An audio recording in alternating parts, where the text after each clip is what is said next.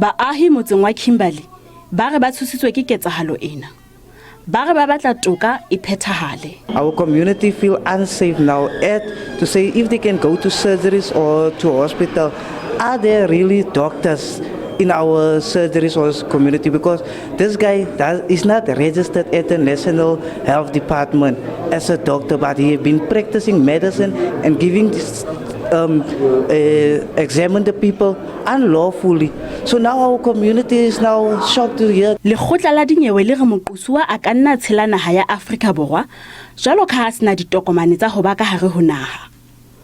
O tobane le nyewe e nngwe ya tlhekefetso ya peto. Hona le tse ding tsa diqoso tse kanang ga di kenya ho tsenana tse a leng ho tsona. E hape ke tsona tse tla informang hore na botjhotjhisi ba setjhaba bo tswella jwang ka case ena. Lekgotla le phahameng la botjhotjhisi le re le tla dula kgahlano le kopo ya moqosuwa ya beile.